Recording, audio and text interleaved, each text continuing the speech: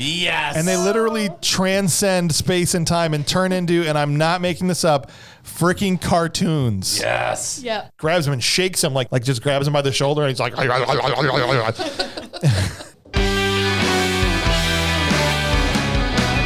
Welcome back to Bad Movies Rule, the worst movie podcast ever recorded. Strap on a pair of roller skates. It's time to go to Xanadu. Ho!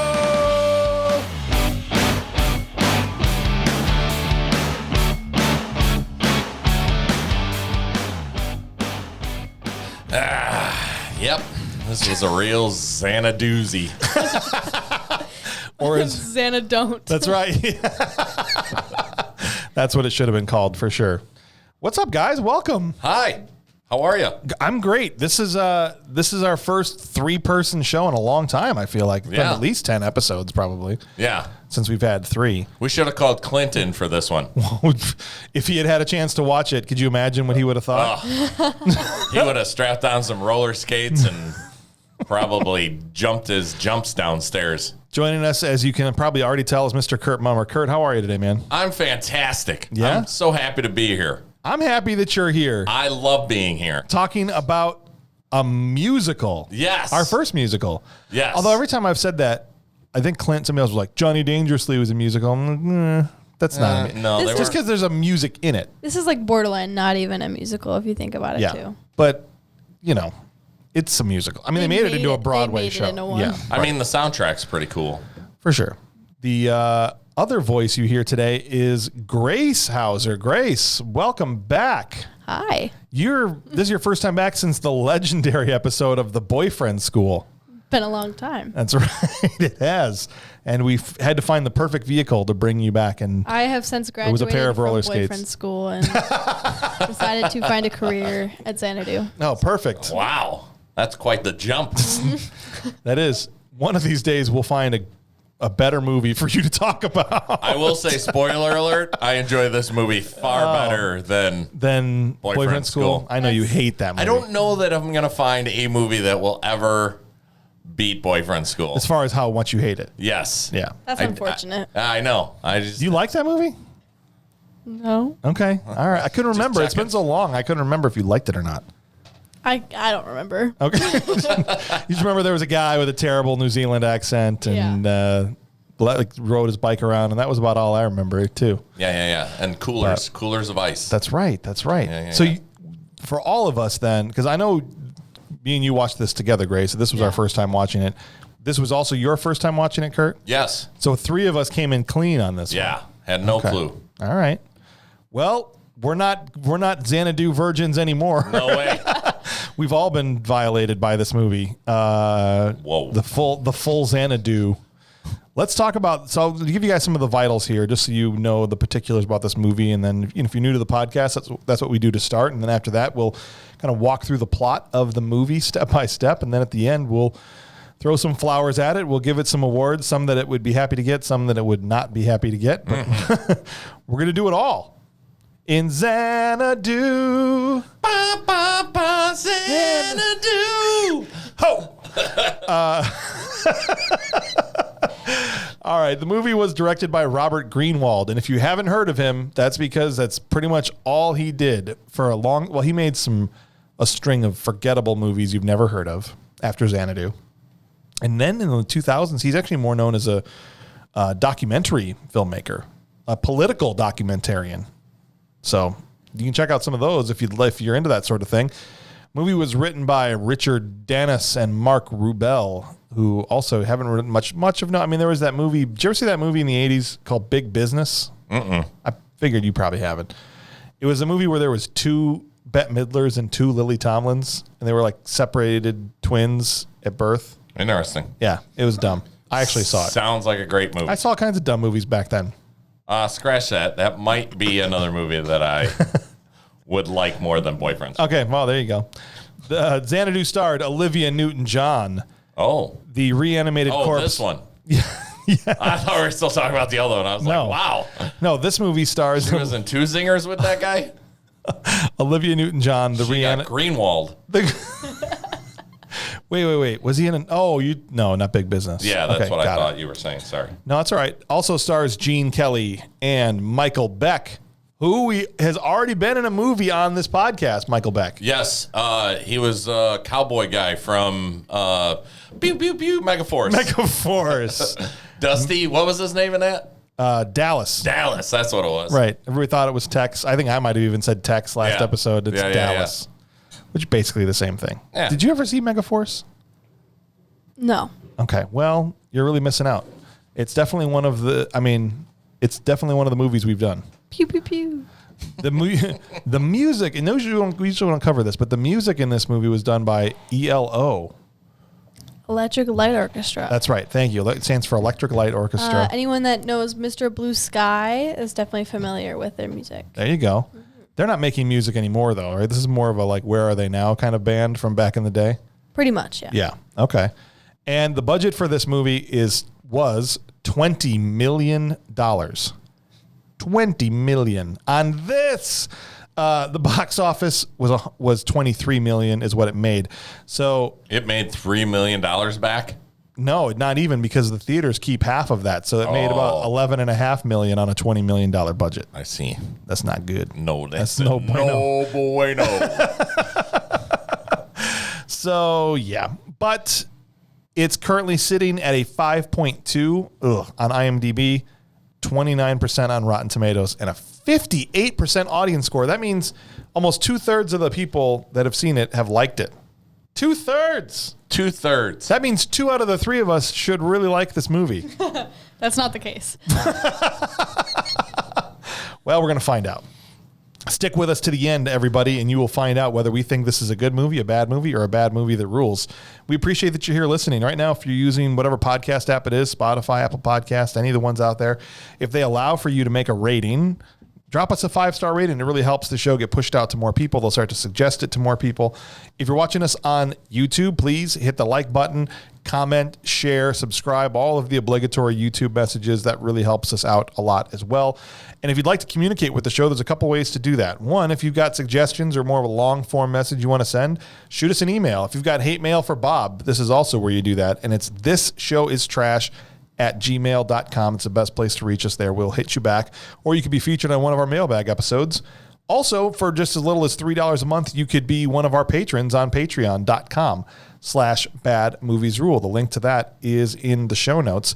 And from there, you can vote on upcoming episodes. You can have an idea of what episodes are coming out before everybody else. You can participate in the show at certain levels and have your awards be given out on the show.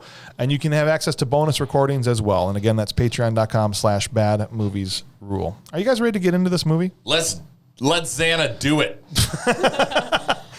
All right. So if I had to give a synopsis, like just to get everybody like on the page of like where we're going to jump off this, I'm like, okay, as a filmmaker, I'm sitting here watching this going, okay, if you took a movie, basically if you had to explain the movie, if it's equal parts glitter and spandex, and you were unencumbered by logic, this is the movie that would result from that. It is full of it's one giant 80s trope. You think so? Everything in there is just straight up 80s. Oh, yeah. Oh, hard. From music to dressing to, with a lot of 70s, too, because this was, I think, filmed in 1979. Yeah, just right at the end, tail end. You can definitely see the tail end of 70s into the 80s. Grace, when you see something like this, having, being somebody that was not alive back then, does it make you sad that you weren't alive in 1980? No, it makes me a little concerned because those are the same people that are now older and are judging our generation. And I look back, I'm watching that movie and I'm like, okay, so are we allowed to judge them now? Yeah, 100%. That is incredibly just a huge jump, I think. Yeah, those are the boomers, man. Yeah. Because if I'm Gen X and I was like 1 when that movie came out or when it was filmed, right? We were born in 79. It came out in 1980. That's we were right. born in 79. So we would have been like So 1. that's not our generation that made that movie. No.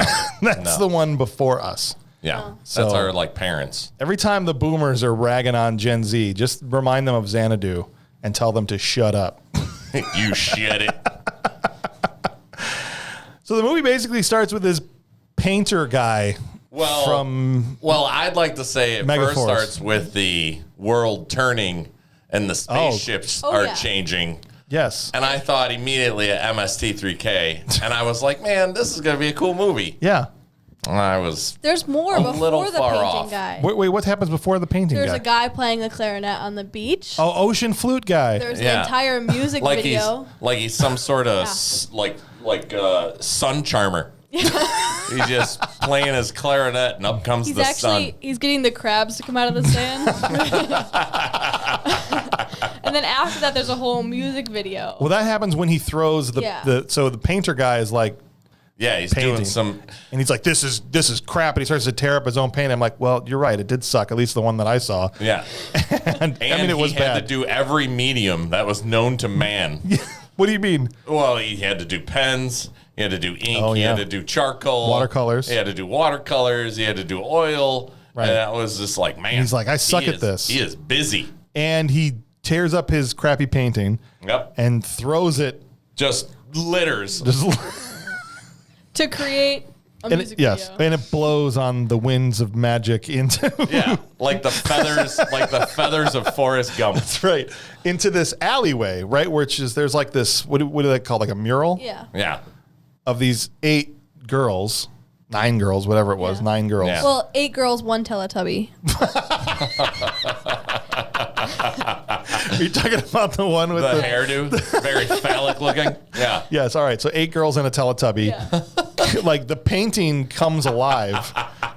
Yeah. Right. Yeah. These graffiti chicks. I'm alive. I think that's the song, isn't it? I was like, what kind of weird science crap is this? And they're just all dancing around in these flowy costumes and just being happy that suddenly they're alive. Yeah. Right? Yeah, and then they turn to beams of light and shoot all over the world like the infinity gems. And I almost died. Remember what you said while we're watching these girls dance around? No. You said, what guys think girls' sleepovers are like. They're all just dancing around in their PJs and I mean, being a fan of the 80s, I thought it was the Rainbow Bright Kids. That's right. It was like, oh, there's La La Orange. The whole time I'm sitting, I don't know if you saw me, I'm just watching, this is my face throughout the entire movie. Like, what? Yeah. What? Yeah. Absolutely. No context, nothing. It's just so far, it's just a ocean flute guy, and the paper gets torn up, and the girls' sleepover is happening in the alleyway. Some bad magic is happening through this guy's bad art. And one of them is Olivia Newton-John, one of the women that came alive from the mural. With the best game of peekaboo I've ever seen. For those of you who aren't watching, Kurt is reenacting it over here. Yeah. Yes. Well, she has her hands over her eyes. Yes. Then she spreads her fingers apart. She's like, wow. And then she pulls her hands very slowly to reveal the mouth drop. And her jaw drops down. She's like, oh. Peekaboo. Yeah. She roller skates away, and actually up to now Megaforce guy, I should call him that. His name is Sonny in the movie. Yeah. Sonny is now staring off into the ocean, and she rides up behind him, kisses him, and then dips. Yeah. Right? And all he says is, what the?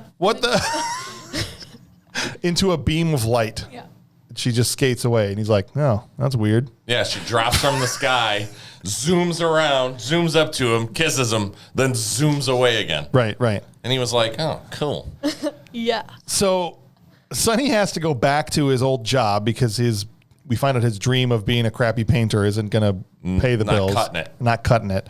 And so he goes back to his job, which is painting album covers, which is a very oddly specific job to have, right? Well, yeah, it's for marketing because I guess back then we couldn't Big Giant wants to hang outside. I'm like, okay, so a job that doesn't exist. That's cool. Like that's not a job that they didn't have posters in the 80s. What are you talking about? But it wasn't even posters. He's just recreating album art. Oh, they couldn't make posters in the 80s. Duh. Yeah, right. We were still making giant canvases of posters. We were still using chisels and stone. Yeah. Back then, like the Flintstones. Like actual ink. We didn't have posters. We had to remember what they looked like. We didn't have album covers. It's just a list. It was a brick. It was a handwritten list on a brick. It said, these are the songs. You're lucky if you even knew what the words were. Looking up lyrics. They didn't have that. That didn't come out till 1985. That's right. That's the way it was, and we liked it that way. SNL. Go look at Dana Carvey as old man. I don't remember what the name of the character is, but it always killed me. Yeah. Anyway. All right. So he's going back to his job that doesn't actually exist of him painting album covers. Okay. That's not a plot device at all. This actor has obviously never painted anything in his life because they never actually show him None of them. painting No. anything. No. None of them. None of them. There's lots of times where he's getting ready to paint. Let's tie that right back to Boyfriend Right? School with his stupid artwork where it's not him. I honestly forgot about that part of the movie till just now. I was gonna Yes. say Gus. Yes. Gus would not paint or draw anything. No. And this Goober guy's same Gus. thing. Every time they showed him, he was either just finishing painting Yep. or getting ready to paint. And none of them. The girl in the background cleaned her brush for about 20 minutes through all of her dialogue. And it wasn't even wet. There was nothing on it. No, because I've never painted a thing. And he's like, shh, just get the angles. All I'm trying to, it's dumb. But the girl, long story short, his boss hates him and he hands him like, dude, here, shut up. You're lucky you have your job back. Here's a new album cover you have to paint. And I want it in a week. Yeah. Yeah. Hurry up. And Wednesday is Tuesday or whatever dumb dialogue. Whatever that whole thing was. And she's on the album cover. Yeah, the girl that kisses him. Yes. The yellow light lady. And he's like, what this is, how, what, who? He goes around to everybody. Nobody knows who she is. The art guy, the album guy, the other people with jobs that aren't real. Yeah, ass photographer. The photographer. Yeah. Ask the guy that that's writes a real checks. That's a real job, but yeah. Yeah, and so he goes outside and some very interesting extras can't help him. There's look at my daughter's guy. Oh, yeah. That is not a trope at all. There's he ends up having to get popcorn Right. from Caillou with hair. So this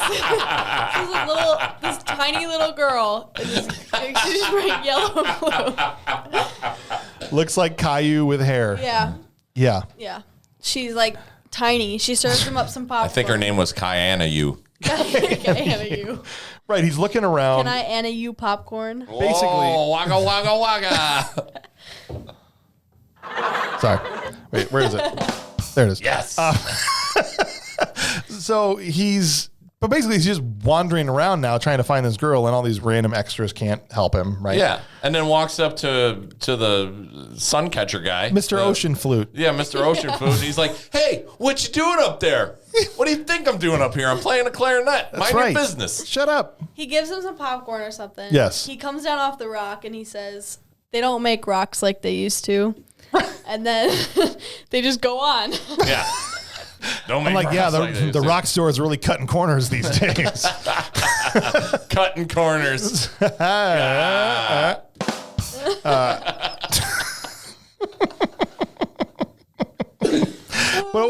We shouldn't bury the lead here. Mr. Ocean Flute guy is Gene Kelly. Yes. Yeah. The legendary Gene Kelly from Singing in the Rain. Yeah. Come on now. Absolutely.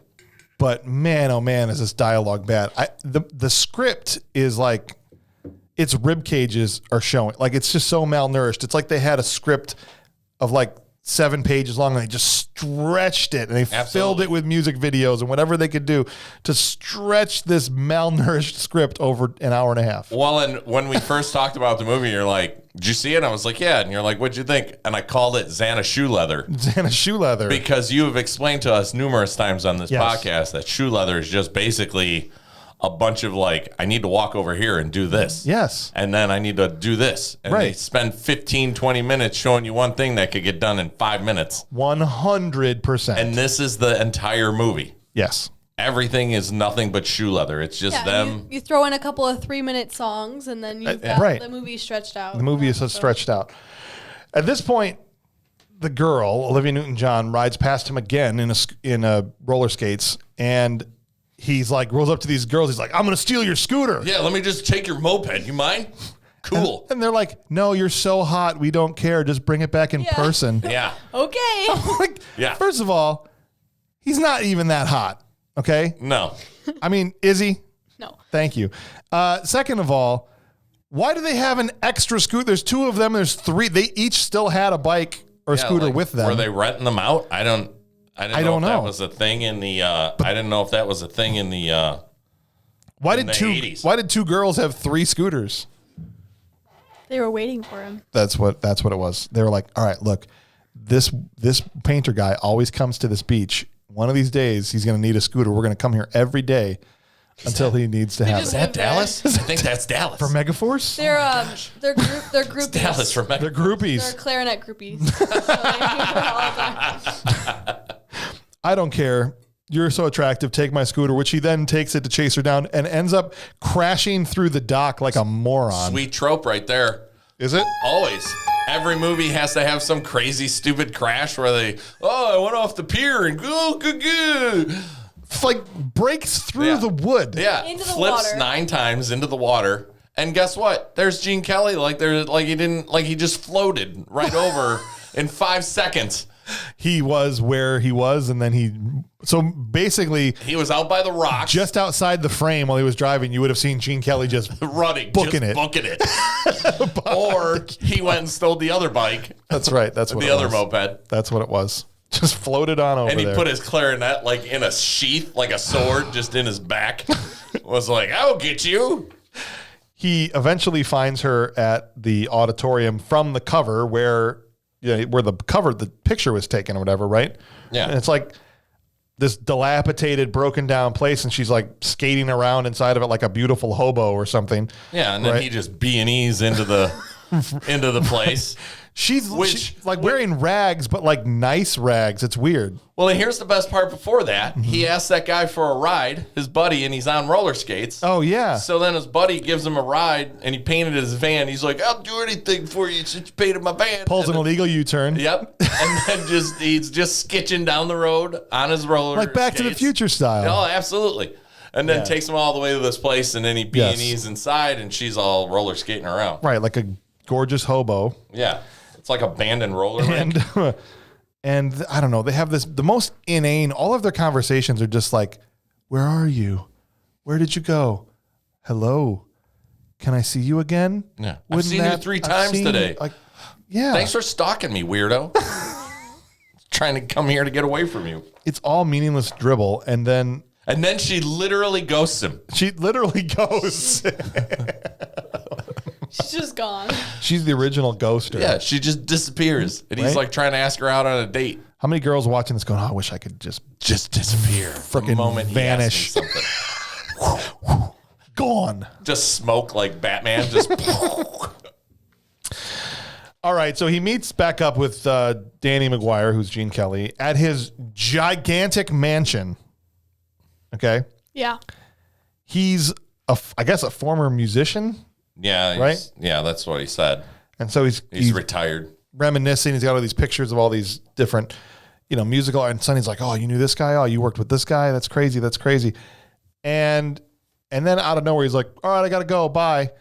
And we end up with like another 10 minutes inside this mansion with Gene Kelly after the main character leaves. Yeah, and he's basically reminiscing about his time that he spent with Kira, who's Who he doesn't know is Kira. right, but Yeah. right, Back in the 40s, correct, she was with him, right.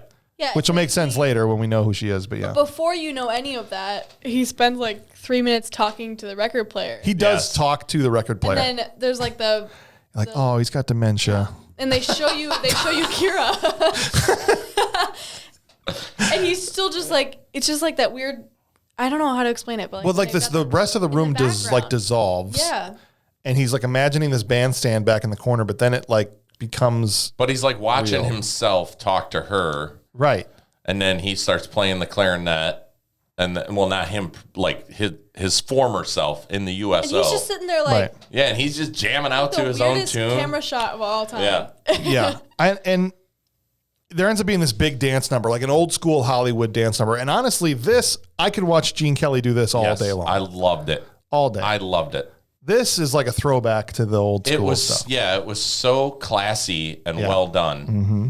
And it kind of had a little bit of a newer flair on it, Yeah. just with the newer music. For sure. But it was still cool to see him do his thing. Yeah, and Olivia Newton-John and him have this big dance number, which was awesome, but it turns out it's all in his head. Yeah. Yeah.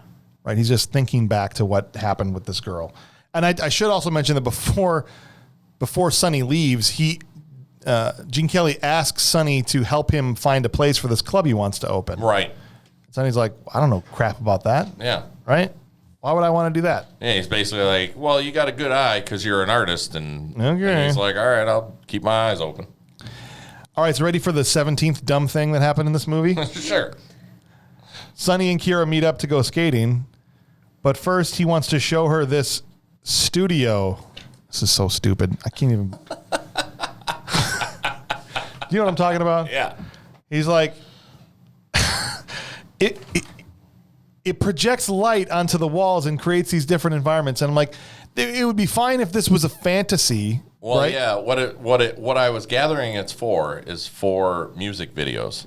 Right, but it's also impossible Yes. and not said- technology that exists. Yeah, he said it was just screens and there were like actual sets. Right. Yeah. But what it does is it shoots lights onto the screens and also creates 3D environments Yes. from thin air Yes. for them to skate around in. Oh yeah. And if they were if this was a fantasy movie in a fantasy world, or if it took place in the future, I'd be like, okay, cool. But this is supposed to be real world 1980, Right. and this technology does not exist. No. But they've got like a space console in the Yeah. middle of this room. Pew pew, and they beep boop on all the buttons. And, which is another trope because Yes. we always talk about how everybody knows how to operate everything. Machinery that they Yeah. should have no reason No to know idea. how Yeah, it no. works. And it was really just an excuse because they have no script, because the script was 7 pages long. And so it was their excuse, like, we need to do another musical dance number, and we want you skating around first on a roof, then in the desert, and then wherever else. And so we're just going to make up this scene Yep. just so you some have an different- excuse to skate around. Absolutely.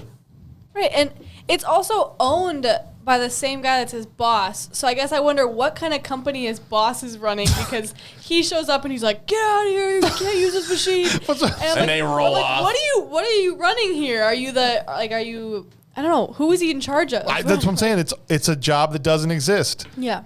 It's ridiculous. And they have, and also, by the way, they can fly apparently too, because at one point during this thing while they're skating around the roof, they fly away from it, Yes. right? Well, and then he does the cool magic trick where he goes down inside the cellar door, but then is up on the roof. Yes. And she's like, "Oh, peekaboo, I see you. I'm good at this game. You should have saw me earlier." It's so cheesy. You should have saw me. Well, earlier she snuck up on him like she was Freddy Krueger or something, Yeah. like when he was painting. I'm in your dreams. Remember that? Yes. She was just like, hello. Like She's right like, there. "Oh, do you not want me here?" He's like, "Scared the hell out of me." Well, honestly. And everywhere, here's the thing. Everywhere they go in this movie, it's just ready for roller skating. Yeah, no. They don't run into one gravel Are strip they in California? Is that I is it based think there, so. I'm guessing. But there's not one strip of gravel. There's not one stair that they have to contend No. with. There's no random sticks on no the random sidewalk or sticks. anything. No, yeah, no rocks. I want to see the outtakes from this movie. And just when they bail, How many times do you think Olivia Newton-John fell down while making this movie? elbow on this rock. Peekaboo. The rock just peeked. There has to be so much footage of people falling because everybody is on roller skates in this movie. Yeah. Release the falling cut of Xanadu immediately. Okay? Hashtag Xanadon't. Let's start it trending right Nice. now. Well, and this is I'll when never do it. now they go to Danny and Sonny run to the place where he gets ghosted Yeah, well, to the ex roller rink, whatever you want to call it. yes, but right before they do that, he's talking to her about, he asked me to pick out a place, but I don't know why. You know, he's like confided in her that I've never done anything like that. Doesn't make any sense. And she's like, And she's like, you got a good eye, whatever. Literally one scene later, he's like, this is my dream. yeah, right. Like a scene ago, you were like, I don't know crap about doing this.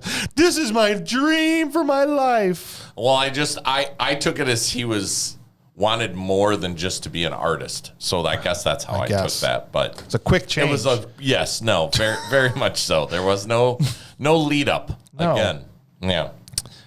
All right, so he takes Danny to look at the hobo palace. Yeah.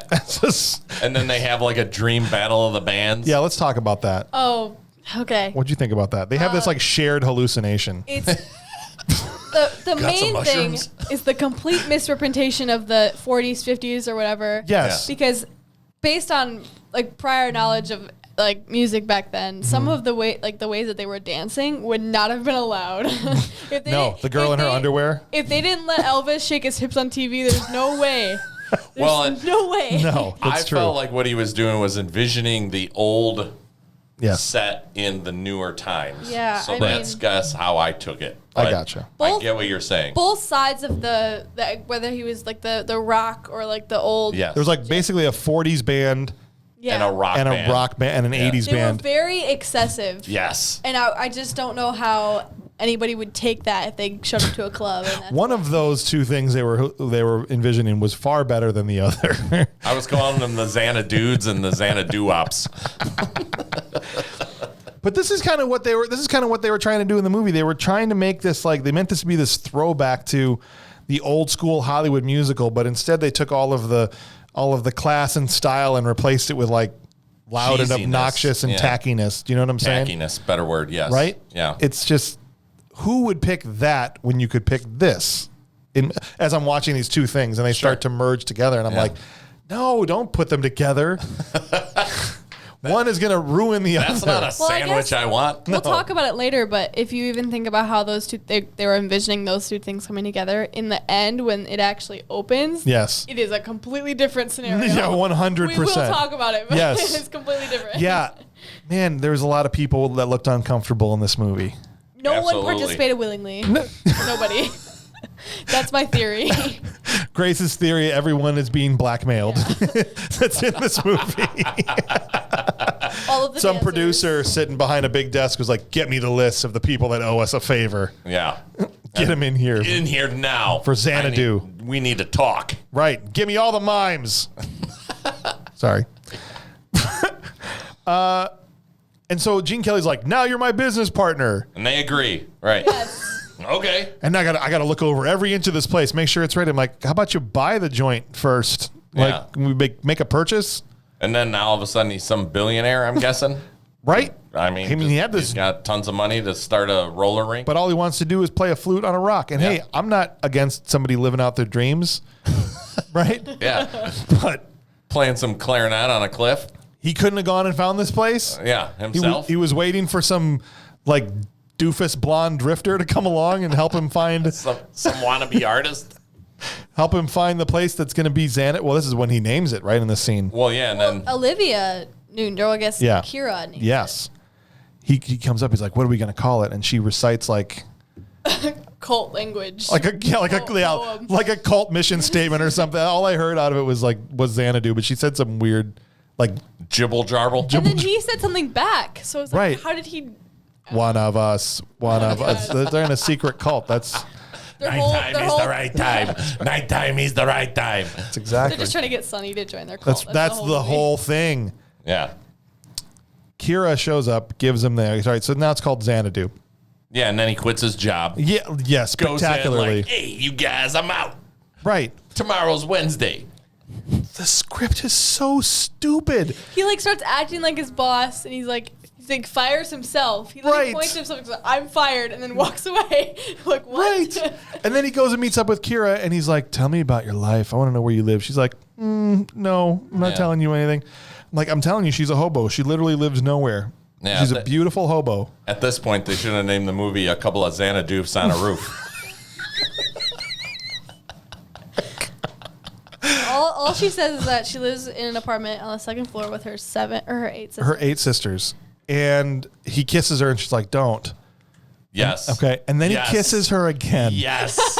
Yes. And they literally transcend space and time and turn into, and I'm not making this up, freaking cartoons. Yes. Yeah. All of a sudden, it's a Disney movie. Yeah, it's that kind of animation too. I know. It's Thumbelina It's like meets, Thumbelina, exactly. meets the Incredible Suddenly Mr. Limpet. It was the Fern Gully and Yeah. And Rockadoodle. Rockadoodle. So it's another music video. Yes, exactly. It's a jam no in it, but I'm sitting back and I'm going, what is happening in this movie? I honestly thought it was like their way of making a sex scene. That's what I said. It's exactly I was what like, I said. are they Xana doing it? Like, that's... So Grace turned to me and said that she goes, what is this? Is this a euphemism for... I thought it was. Like they're doing it It right was their now. way, because then at the end, they open the flower. Right, because they turn into fish, and then they turn into birds. And Yes, then they open yes, the I forgot. flower. They turn into a fish. Yes. Yeah. Well, that's why I said the Incredible Mr. Limpet. That's sexy. They Oh, turn into yeah. a fish. Well, I think it was just a way for them to just,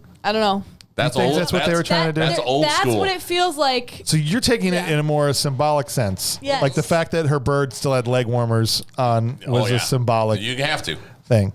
Well, Whereas yeah. I took it Birds as don't wear pants. they literally turned into cartoons. I guess maybe it was just a magical time they had because she's magic. So they made it into like, I don't know. I found it amusing. Amusing. Stupid. I got about another 15 jokes on this Xanadu, so let's get going. They just okay. All right, they fly around. They're fish. They're birds. Then they're people again. Or first she's a person, but he's still a bird. Yeah. And then, they both turn into people. Turn into people, and then they. And then you're right, it's this weird close-up on into this heart, and then they dive into the flower, and the flower opens its petals. Yeah, there's And then no it way that's sparkles. not. Yeah. It sparkles. It glistens. It sparkles. It sparkles. It sparkles. I compared it to The Sims. Like in The Sims, they Yes. call it a woohoo, and they Yes. don't actually want kids play it. They don't want you to think that it's actually that kind of thing happening. So I thought it was exactly like that. Absolutely. It was- Oh, this was a Xanadu woohoo. Yeah, exactly. A Xana woohoo. Oh, this is great. All right, hold on. Now this is where the thing and the whole thing's a left turn, but this is like a sharp left turn at this point in the movie. Oh gosh. Is this when they're drinking? No, well then they just jump into the next scene because nothing means anything, right? They're like, okay, we were cartoons, but we're never going to talk about the fact that we turned into cartoons. We're just going to move on with the movie. Yep. Okay. Yep. All right, that's cool. Okay. Hey, we're doing construction. Yeah. Hey. Hey. Everybody's got flannels. Hey, everybody's got got hard hats. We're building. Have some champagne. He did this for 1 week. Nothing is actually happening to the building. No. There's They just guys walking in and out with like 2x4s, 2x4s. couple of electrical pipes. To signify that construction is happening. Correct. That's how that works. building. And hard hats. Because I'm just going to take a guess and say Brand new flannels, I might add. no one that's working on this movie has ever nailed a nail into a Nobody was board. dirty. Nobody had an ounce of... I'm saying nobody in this has ever in their life nailed a nail into a board that was involved in this movie. No, not at all. Okay. Not even the guy drinking the champagne. No, that's what I'm guessing. The lead guy. Right. It was hello, my fellow young people is kind of what I got Yeah. for. Yeah. Hello, my fellow construction workers. We are doing some construction. OSHA would not be happy with them drinking on the job like No. that. Oh, that's also a big But I no-no. guess you could do that back in the 80s. All right, so now it's time to go get Danny some new threads. well, that's what this is. This is why I'm at the stopping. David Bowie's boutique. That's what I literally said. It was like Gene Hold Kelly on. and David Bowie super fans dancing around in a clothing store. All right. Yes, it is. He says to them, I'm going to be dancing or whatever on opening night. He's like, well, if you're going to be dancing, you got to get some new threads. Hey, I like we're all bouncing on her shoulders. Like, hey, how you doing? You got to get some new threads. And she's like, yeah, something with some pizzazz. Yeah. Something hot. Yeah. Right? And Yes. Gene Kelly looks like he's never heard slang before because he's old. I don't know if that's what they're trying to say. And he's like, duh, what? No new clothes? Yeah. The shopping sequence. Yes. That was the movie. That was the moment that the movie lost me. Really? Yes. Oh, Up to this man. point, I was like, all right, this is weird, stupid, but I'm here for it, whatever. At this point, I was like, I'm done. I can't. It roped me right back in. I was like, yes. Look at all these crazy suits he's trying on. No, but it's Gene Kelly. I I felt know. so. It was so demeaning. But he looked like he was having so much fun. Did he, or did he look like he was held hostage? No, he looked like he was Because- having fun. He comes rolling out. He's like, From between the legs of Yeah. this like He's giant. dressed Oh my like God. a cowboy. He's trying on you're parading the screen legend around in ridiculous outfit after ridiculous outfit. You're right. You've got the David Bowie furries, crawling around, doing bright oh my gosh. neon red pink hair. Yes. The little part of that where like there's a bunch of girls that come out of the wall and they've got like spider web like tights on. Yes. And this spider lady spider man guy lady, I cannot tell. He's got spider makeup on and he's just crawling through their legs. It is nuts. Yes. I just really wish they had some sort of David Bowie song at that moment playing. I really thought it would have made the scene better. I bet they sent the script to David Bowie in the mail and he looked at it and threw it directly this is Gene Kelly into the garbage. This is no labyrinth. the garbage. Right into his neon green paper said- shredder. That's right. It's not Ground good control to enough. Major Tom. It's not good enough for the Goblin King. No, it's not. That's true. And I've never seen, what was the budget? 20 million? I have never seen $20 million spent so irresponsibly than I had in this movie. Some people might say Jim Carrey and Cable Guy. Yeah, they might. Honestly, Moonfall was $150 million spent very irresponsibly. Yeah, so there was 20 million in there. That there was was. probably spent That's true. not. But they're just chucking money away in this movie. They built that whole pinball set for Gene Kelly to dance on. For 3 seconds. Yes. I'm like, how much did that cost to make it look like you're inside a pinball machine for 3 seconds? And they're like, okay, light all that crap on fire. We're done. Burn it out. It's in a storage compartment somewhere. Somewhere. Yeah. Xanadu is packed up in boxes right now. All right. So the club opening is in one night. So this is right before opening, right? I mean, it's like, tomorrow's a big day. I love you. Right before opening, she tells him, this is the big reveal. I'm Zeus's daughter. Yeah. As in Zeus, as in And his 9 daughters or whatever. Mount Olympus. But she's the 9 muses of ancient Greece or whatever, right? Mm-hmm. She is just a muse sent out to inspire dreamers to accomplish their dreams. She had to make Xanadu happen. That was her only. That was her thing.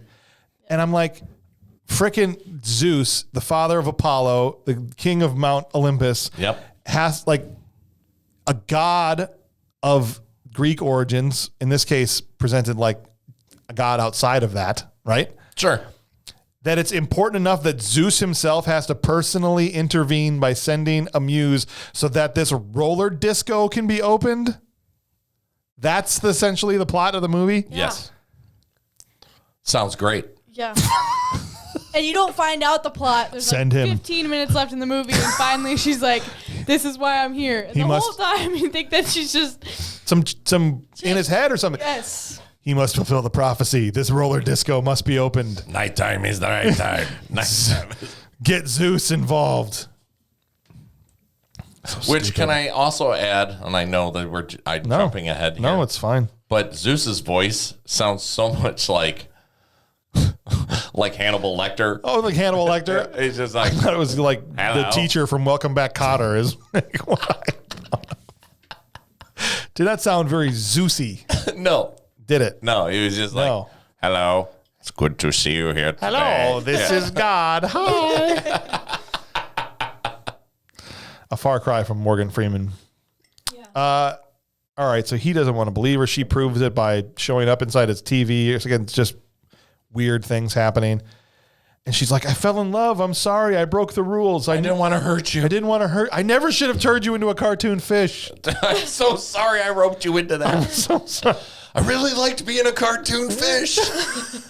I have to go back. I can't stay. Goodbye forever. And she Is she Seinfeld? What are we doing? What? I can't stay. I can't stay. Sorry. What? she just ghosts him again. She goes to him leaves. again. Yep. She literally goes back to heaven Vanishes. Or wherever. or wherever they go. Yeah, wherever the Greek gods hang out. And so now he goes and finds Ocean Flute guy, and he's like, I can't do it anymore, man. I can't do it. Without Kira, there is no Xanadu. I can't do it. And he's like, grabs him and shakes him, like just grabs him by the shoulder, and he's like, and he's like, you have to. Yeah. You have to find her. If she got here, then there's some way for you to get there. Yeah. go and find her. You have to go back. Like, but I blew my chance. How does he know who she is? I think they hooked up in 1942. But he doesn't seem to remember. Maybe that was part of the charm. I don't know. All right, so now he has to scour the earth, or like the street he lives on is basically what he scours. Maybe she's Xana roofied him. There you go. And he's trying to find Kira, and he's scouring like one street. He's like, He's back at the beach. He's back at the beach. He's wearing this fish shirt. Yeah. Yeah. With these shorty red shorts on. His shorty shorts. Yeah. And this terrible fish Those shirt. are the ones in Gymkhana. We're watching Grace called it his sad clothes. Yeah. You got to mope around. There's certain clothes. You got to be mopey. It's so stupid. I can't believe when I'm describing this. It's a mopey trope. And he walks, he's literally scoured one street. I'm going to search for her. Takes him 1 minute. Yeah. He walks past the alley where the mural is. And I'm like, of course, the gateway to Mount Olympus is in an alley in Venice Beach. Like, where else would it be? Absolutely. Not in Greece. No. Covered in neon lights. That's right. And so he sees this picture at the end of the alley. It's literally like painted on a brick wall. Yeah, and he's like, it's roller skating time. He goes up, he touches it, he comes back. And I literally, you're right. I turned to Grace and I was like, he's just watch him go full speed at this wall, like joking. Yeah. But that's what he does. Yeah. And he blasts through it like a Wile E. Coyote cartoon. Right, like the wall's not there. Right. Just straight through it. Mm-hmm. I'm like, how funny would that have been if he just would have biffed splattered off the wall? Poof. Oh, what was I thinking? Well, and you gotta think about how they filmed it too. Yeah. How does he not biff? Release the biff cut. Yeah. I want to see him eating the wall. Well, and then he like magically goes through the wall, and this is what Zeus's like home looks like. It's just neon lights and beams and laser floors. Yeah, and just hanging out, chilling. Yeah, and it's literally just her and lights on the floor. Yeah. And the little cage he's in. The cage he's in. And are you telling me that no one else has gone through this wall?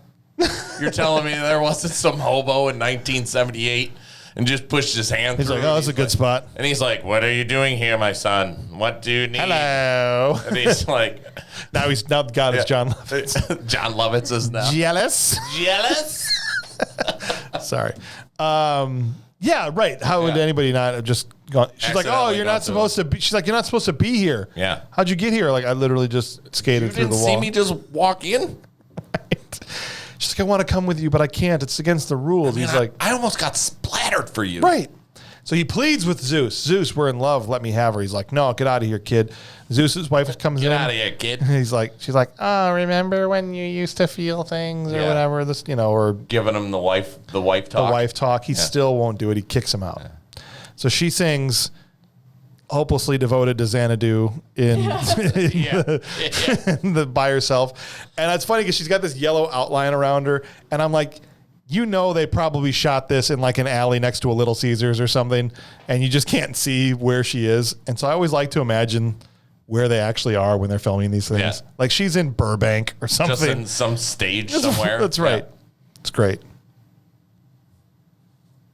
So then Hera, isn't that the mom's name? Is it the mom's name? I think that's Zeus's wife is Hera. Oh. And finally lets her go. I thought they just kicked her out because they were tired of her singing. Yeah. Oh. Like, guys, get out of here. That's right. Jeez. Shut up. Gosh. Well, he sends her out, and this is where it starts to make no sense. He's like, all right, for a day. Or was it forever? I always get those mixed up. Good old Zeus. Zeus sucks. He's got... he also has dementia. Yeah, dementia. And here we are at the opening of Xanadu. Oh. And she's... Dance number. Big dance number. And we starts off with mimes. Juggling, I think I picture like every customer has to enter through the juggling mimes. Yeah, with the giant pins. With the giant pins going back and forth. Gene Kelly on his roller skates cutting through. The whole thing is a roller disco. Yeah. I literally said that. I go, the whole thing was just so they could open a roller disco that's going to be out of style in 1981. It's a rock and roller rink, baby. Yeah. It's so bad. Where there's jugglers, go-go dancers, gangsters, mirrors everywhere. They're marching around like Ho! Ho! Shiny ascots. Xanadu! Xanadu, they're really skating around. Ho! And like doing this thing. And I just see Gene Kelly roller skating with these losers. And just going, ho! He was doing pretty good. Ho! I'm like, this oh, whole Gene. number, there's not a single customer in sight. I know. I'm like, who are the customers? Yeah. Are the roller skaters the customers, or is this the entire staff? And this is the pre-show to their opening, and there's no one there. Are these all the dancers? Because the whole thing looked choreographed. Yeah. There's like one guy at the bar trying to get a and drink. then- He's like, can literally anybody get me a drink over here? Sorry, I got a roller skate. Get it yourself. There's waitresses. 1 star. They've got 1 nothing. star. The waitresses are dancing with trays. They're not doing anything there's nothing on because there's no customers. The trays are just glued to their hands as they're like what I'm skating saying. by. It's like a ring on their gloves. And just to think that a god deigned to get involved to make this place happen. Yeah, no, absolutely. It's the best part of the whole plot. And then there's tap dancers and cowboys. Yeah, all of a sudden the song shifts and she's in a hoedown. Yeah. Yeah. Remember that? Well, she shows up and she's in like 6 different numbers, and then she's all of a sudden a country singer. Now she's Yeah. a country singer. Yeah. And I'm sitting there watching her thinking while she's in the middle of doing this hoedown, I wonder if she was thinking to herself, this is going to be a hit. Yeah. This is it. No, you know what's going to be better? Space Cleopatra. That I need to do Yeah. before this number That was ends. at the end. Yeah. Basically, she shifts from hoedown to Def Leppard girl, Yeah, yeah, Right? with the tiger dress on. the tiger Yeah. dress on. Then she was Space Cleopatra. Yeah. And she goes right back to her normal rags. her Right, the normal clothes. rags with the hair. And I'm like, at what point is Olivia Newton-John filming this going, this is going to be huge, I'm amazing. right? Yeah. At no point, I wonder if she had to think to herself, what the hell am I doing? I just think the people that made this movie were smoking one too many Xanadubies.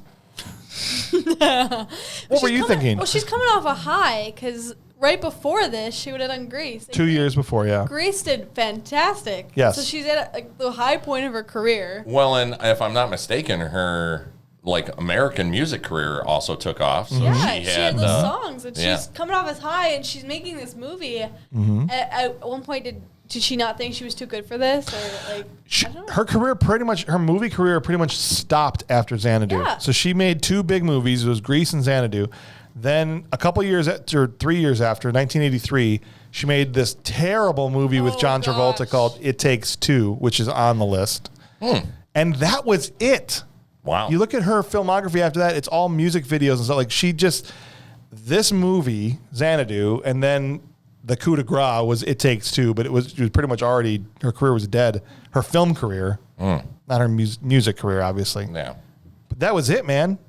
Xanadu literally, She's dropped out. I mean, she's still very well known for Grease, she'll always be well known for Grease. She just dropped off the face of the earth in that. That was it. There's only 3 Olivia Newton-John movies you can really talk about. Yeah. Grease, Xanadu, and It Takes Two. Nice. Yeah, I didn't realize that. that's it. I just remember the videos of, Let's get physical. Yeah. Physical. That's right. Let me Every hear your teenage boy body remembered talk. that one. Yeah, that was a good one. All right, so Kira ascends into a beam of light, and you're like, oh, she dipped on him again. Yep. Yeah, without saying any. No, so the only interaction that they have that whole time is during the hoedown, or he's like got his hat down. Yeah. Just like, and He's she actually pulls a up- part of the dance. She pulls up and they dance a little bit, and then she just leaves. They don't say anything to each other. They don't show them getting back together before that. nothing. She's just there. And then Right. she just dips. And I don't understand the ending. So she leaves, and then all of a sudden there's a waitress there that looks exactly like her. Yeah. But he talks to her like it's not her. Well, he says something, and she says like, "Oh," or she acts like she doesn't know him, and he Right. goes, "I think we need to talk." Can we And the just movie talk for a while? ends. Yeah. And so is it meant to be like that's her, like she's able to now stay forever? Human form. Like right. in a human form? Or was that like the person he was supposed to be with and she made herself look like her in order to bring him to her? I think you're going too deep on that one. That would be amazing if that's what they thought, but I highly doubt But do you know what that's I'm they saying? went Like, I for. don't know. It could be possible. Yeah, it could be. I have no idea. I mean, she's a muse. Yeah. I don't. It just. I feel. I understand now that it's kind of stupid for me to ask, like, for the ending to make sense in a movie that made no sense. Mm-hmm. So I guess it makes sense that it doesn't make sense. I feel like I need to write this down as if like we're having a one-on-one session. Do you know what I'm saying? At a psychiatry office. Like, all I'm asking how did is, it make you feel? why couldn't they just make it clear whether or not they were together? Yeah. Not New Girl. I don't want him to be with New Girl, Kira, who doesn't know him. If that's even what she is. If that even what she is. Right. Or is she with Kira? Did they get to stay together? That's what people wanted to have happen because they were the ones that were in love. Sure. Right? Yeah. So what ended up happening, and why can't you tell us? Why make this whole crappy movie about a stupid roller disco and then deny the audience the satisfaction of knowing whether they ended up together or not? Right. Like, not only are we going to make you suffer through this movie, at the end we're going to give you a big middle finger and go, hope you're happy you stayed here for 90 minutes. You suck. How did that make you feel? Empty inside. Okay. I'm going to write that down. I will forever lay awake at night thinking, Was that Kira? Was that Kira or not Kira? are they together? Or are they not together? What kind of bull crap is this? All right, here, look. You make me go through this whole movie? I have a theory. Okay? Okay. Let's hear it. Here's my theory. They're not together.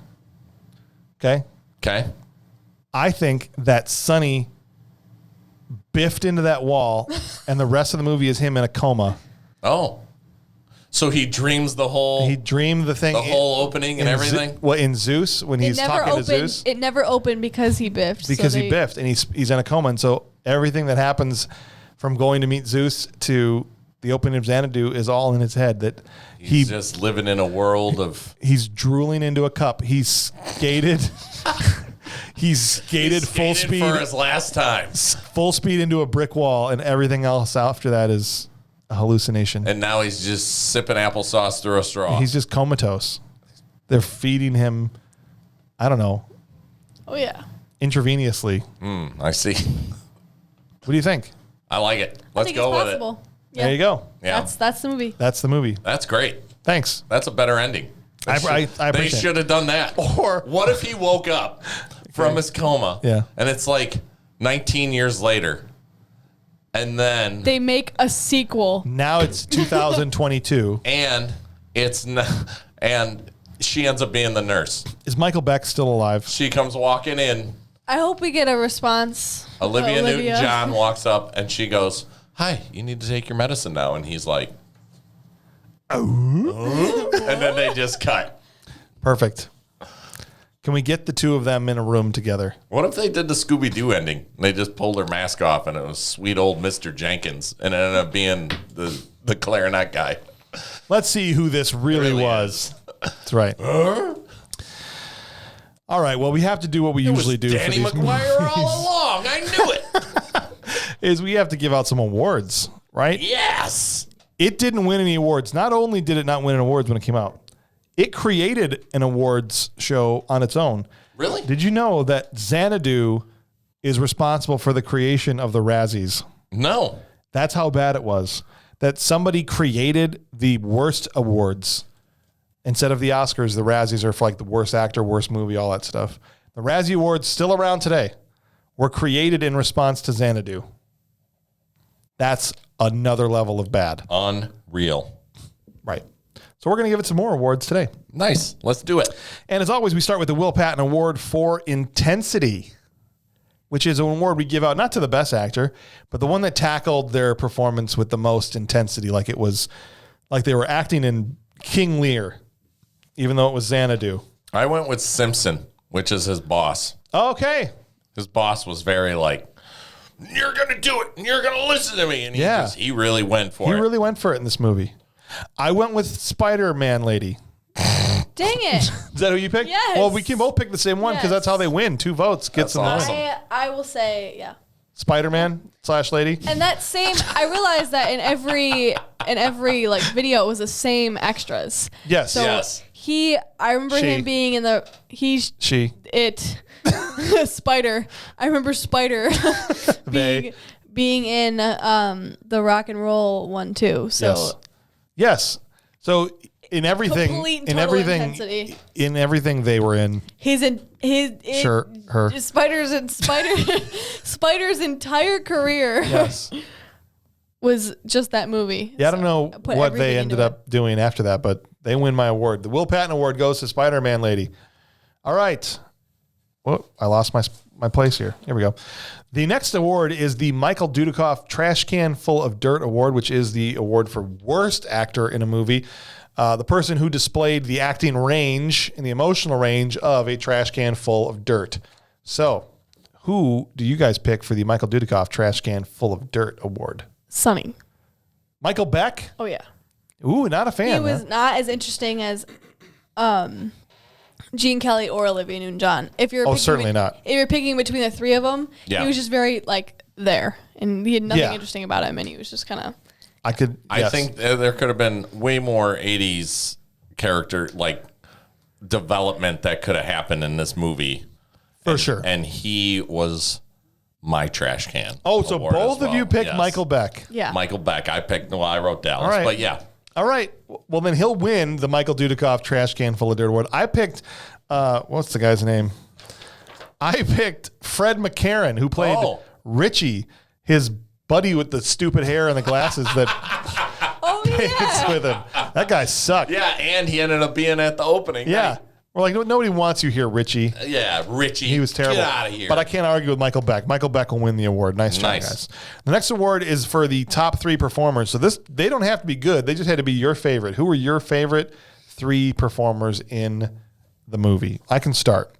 So at number 3, I had James Sloyan, who was Simpson, the guy that played Simpson. I just liked how he did it. And then number 2, I had Gene Kelly. And number 1, I had Olivia Newton-John. That's the only reason. Unreal. Over Gene Kelly? No, exact 100%. That's my is that the same 3? Yes. Olivia Newton-John, since I was a kid and saw Grease, I've had a massive, massive crush on Olivia Newton-John. Mine was the video. I didn't see Grease until much later in life. Gotcha. So yours was from the music video. Mine was from the music video of Let's Get Physical. There you go. And I was like, this lady, chef's kiss. Okay. Yeah. Who you got for your top 3? I do have, so I've got Gene Kelly is number 3. I do have Olivia Newton-John as number 2. Oh. But I wanted to throw a ringer in there. Okay. And my... You're number 1. my number 1. My number 1 is the popcorn girl. She really roped it in. If she was your favorite. She was very intense about her popcorn. She did it. And you could tell she really liked her job. She took it seriously. She had the level of intensity about her job as people who work at Disney. So she was completely costumed to her job. Her hair looked like it probably had butter and salt in it too. She brought that from home. They don't even issue that costume when you. That's how serious she took that job. So she is definitely number 1. All right. So if you look back at this movie now, would you? We have to marry the objective and the subjective. Objectively, meaning apart from your feelings, do you think it's an objectively good or bad movie? And then whether or not you enjoyed it, right? So it's either a bad movie that's bad, a good movie, full stop, or a bad movie that you enjoyed, or as we say, a bad movie that rules. So, Kurt, where do you land on Xanadu? This is where I'm going. Okay. It is definitely a bad movie that rules for me. Wow, okay. So the reason being is I watch a lot of bad movies. By nature of our job. Yeah. Yes. Well, not even that. I just enjoy them. Yes. I've always been a fan. So I compare this to Garbage Pail Kids. Wow, you think it's on that level? So I enjoy watching it because it's so bad. Okay. And I find it entertaining. And I've watched it 3 times this week. 3 times? I watched it 3 times this week. And I just... 3 times? I find something else new every time I watch it. On purpose? I just laugh. Yep. Did Evelyn watch it? Yes. Let me tell you that again. Your daughter watch it? Yeah. Dude. Yeah. What did she think? She was entertained for most of the movie when they were dancing. 4 minutes. The moment whenever what's his name would come on screen, she's like, Sonny? this guy. Yeah, she definitely did not want anything to do with that. All right. So she enjoyed at least the dancing and the music and the colors But apparently he's so hot and charismatic, women just give him whatever he wants. Even his friends talk about it at one point in the movie. Yeah, that's true. I don't But get it. it's not true. Yeah. They All right. lied to him. So, Grace, is it a bad movie that's bad, a good movie, full stop, or is it a bad movie that rules? It is a bad movie that's bad. A bad movie that's It bad. is bad. It is bad, and I probably will not watch it again. Never, ever? I mean, maybe I'll show my kids one day. I'll be like, Yeah, so you're like, hey, This let's movie- watch this movie that my friend Jacob likes. yeah, this movie is bad. We have a buddy of ours named Jacob Yep. who loves this movie. Yep. He gave me a full out hug when I told you the other Yeah. day that Doesn't just like it. no, he Loves it. Loves it. Loves it. It's Is beautiful. obsessed. It's marvelous. He's upset. Well, he's a big ELO fan, right? I will let him know that he has a shout out in this Yes. episode. All right, let him know that we're talking about him on Bad Movies Rule. Now, I don't know if he likes does he like the movie or because I know they made this into a Broadway All of musical. it. All of it. He likes all of it. The movie, all of the movie, not the musical. Okay. But like he likes the soundtrack. He knows, from what I've heard, he knows that the movie is bad, but that is why he watched it. So it's a bad movie that rules, I guess. For him. If you were to take it from his perspective. So he doesn't, All right. he Well, I doesn't respect think that that. it's like. I did like the fantastic. soundtrack. I put it on my Spotify, so Okay. Oh, wow. I did enjoy All right. the soundtrack. Here's what I'll say about this. And Yeah, how do you feel about offense, this movie? No offense to Jacob or Kurt or anybody. I don't care. That's fine. I don't know. I'm gonna make a decision because I have to for the show, but I'm struggling. on the fence? I'm on the fence because, and here's the only reason I'm on the fence because without this one thing, it's to me clearly a bad movie that's bad. Okay. But I love Olivia Newton-John so much that I want to watch the movie again just because she's in it. If you could watch a movie with Olivia Newton-John and the lady from Major Payne, Yeah, would you all day.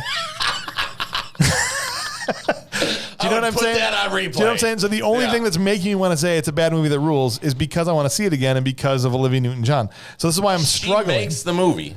She Without is. her, the movie would have just No, not she's- done what it done. She's Yeah. beautiful in Yeah. this movie. When she sings all of the songs, there's songs in Right. the background she's singing. There's song like she sings all of them. well, the soundtrack and tonight her, is I done. mean, as far as she showed up and did her job. Yes. The movie's not bad because of her. No, gosh, She no. did a great job. She gave it at being everything. amused She gave it and everything she being- had. And being sort of this like whimsical, like She was all in. being. I mean, it was She's great. She's magnetizing. Like as soon as she's Yeah. on screen, I'm like, I'm immediately I'm paying back more into attention. the movie. I'm back into the movie. And I felt Gene Kelly had a lot of that too. Yeah, I could He was watch very him. charismatic. I could watch him all day. Yeah.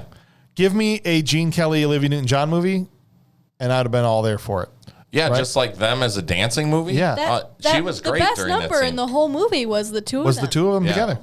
So here, I'm going to kind of agree with both of you. I'm going to agree with you that it's a bad movie that's bad, but I am going to say it's a bad movie that rules as my final answer just because of Olivia Newton-John. Does that make sense? Fair. So she just crept me over the border there. Yeah. So that's where I'm going to land on this thing. I'm just sad that we never got the Gene Kelly, Olivia Newton-John movie. I feel like that would have been just a phenomenal. It would have been movie. great, or just somebody. No offense to Michael Beck, I loved him in The Warriors. I liked him in Megaforce. I didn't know he was in the Warriors. Yeah, he was. I Swan. love that movie. He was Swan in The Warriors. Wow. One of the main guys. I didn't realize. And so he was great in that. I liked him in Megaforce. I liked him better than Barry Bostwick in Megaforce. Right? What? You shut your dirty mouth. Okay. Sure. But in this, he's just bad. And so no offense to him, but I feel like if it was somebody else other than him, maybe it would have saved it. Like if it had been Gene Kelly and Olivia Newton-John and Arnold Schwarzenegger, then Now I'm picking. then it would have been incredible. think- I'm I roped think he's right back into this movie. I think he's a little too top heavy to roller skate, though. So you think he just, I'm tipping. Ah! Xanadu. they would have made it a. Tell me that would be incredible. They would have made it a movie about opening a gym and weightlifting That's- as yes. instead of roller skating. And then she could have done the let's get physical thing. Yeah. Right? Oh, It would have been. it would have been perfect. But then I Perfect. don't feel like Gene Kelly would have fit in there. I Gene like the Kelly fits. Yeah. Anyway. He doesn't He fit danced with roller weights? skating with furries going, Yeah. oh. I thought he was doing a good job though. He was like dancing on roller skates. Well, yeah, but he doesn't fit with them. I just don't see him dancing with weights He probably or like pulled it off. dumbbells. No, muscles. he just, he spots people. He's just standing behind him like, yeah. Oh. Arnold's like 27. He's like, ho. They still call the gym Xanadu. Oh. Right? Yeah. Instead of you got mimes doing pull-ups. Singing in the gym. Just singing in the gym. That's what I'm talking about, man. It would have been great. Just picture it. Arnold, 1980 Arnold was like Conan Arnold. He would have been massive. Well, yeah. That was Saying he would have tipped over and not have been able to make it on roller skates. Yeah. Who are you? Where are you? Where'd you go? Like, he just keeps spinning around. She kind of goes to him. He just reaches out and grabs her out of being invisible. Right? He predators her. I see you. I see you. What are you doing? Why are you ghosting me? I can smell you. I see your yellow light. Oh, this guy is fantastic. He would have just broken through the brick wall, right? Yeah. I would have loved seeing him in the place of Gene Kelly in the David Bowie boutique. That's what, just dude. Putting on cowboy outfits. And imagine him at the last number of the Xanadu, the musical number when they opened. The cowboy thing. They actually smack him with one of those juggling pins. Yes. Just bounces off his chest. You cannot convince me that Xanadu is not a better movie with Arnold Schwarzenegger instead of Michael Beck. I got to agree with you. That's what I'm saying. It would have been great. I would have loved to seen him tear up a painting and just throw it out the window, and it shatters the window as he throws the paper through. Perfect. Yeah. Well, next week, you guys, we are going to be moving on from one classic all-time bomb in Xanadu to another big-time classic bomb, a movie that is synonymous with a box office bomb called Ishtar. Have you ever heard of it before? No. You? Isn't this Warren Beatty and Dustin Hoffman? How can that not have done great? I think it's about jewelry thieves or something. The movie is a legendary bomb where like people use Ishtar as like a verb, like to bomb, you know what I mean? Is to pull an Ishtar. Wow, like it was like they poured all this money into it and then just nobody saw the movie. Just a major bomb. And so Nicole Freer, who has been a frequent guest on our show. Yes. Her husband, as we know, Jim, who's worked with us for a long time back to the movies we were making and stuff. Hilarious guy. Jim's coming on the show for the first time. We're going to have the other Freer. And he requested specifically Ishtar because he says he can mount a defense of Ishtar that will make people understand why it's a good movie. So I'm interested to hear him sell that to us. Yes. And I haven't seen it yet. I might watch it and like it for all I know. No. You know, but we'll see. I'm interested to hear what he's going to say. Do we have any other Warren Beatty movies on our list? Dick Tracy. Oh, it is? Yeah. Nice. For sure. Love Dick For Tracy. sure. Dick Tracy. Spoiler alert. Bad movie that rules. Who knows when we'll get to it. The name is on the box. We've got over 300 movies on our list. We could make, an episode a week for 7 years and not run out of material. I just added like 10 Chuck Norris movies to it last week. So, if we do all the Van Damme and Seagal movies that exist, we'll be here for a while. There was a cartoon he had made by Hanna-Barbera, I believe. Who? Chuck Norris. Oh, did he really? Yeah, it was Chuck Norris and something Commandos. I remember the Hulk Hogan Combat Saturday Commandos. morning cartoon. Oh, yeah, rock and roll. Yeah. Rock and roll wrestling. Yeah, with Mr. T was in there with him. All of them were in there. Yeah, it was the best, man. Captain Lou Albano. Roddy Piper. Oh, yeah, it was a great one. Good stuff. Well, thank you guys for joining. And Grace, thank you for coming. Of course. One of these times, we're going to find you a movie you like. Good. Okay. I will patiently await. So far, you're 0 for 2. Oh, yeah. Okay. And I'm honestly surprised you liked Ishtar. And I'm honestly surprised you liked Xanadu. I just screwed that up. Oh, me? Yes. Oh, I'm sorry. Want to try that again? Yeah, go ahead. You start this time. I did like...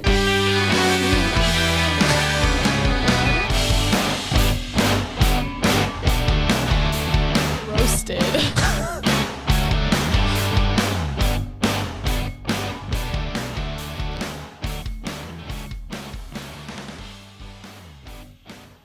Ho!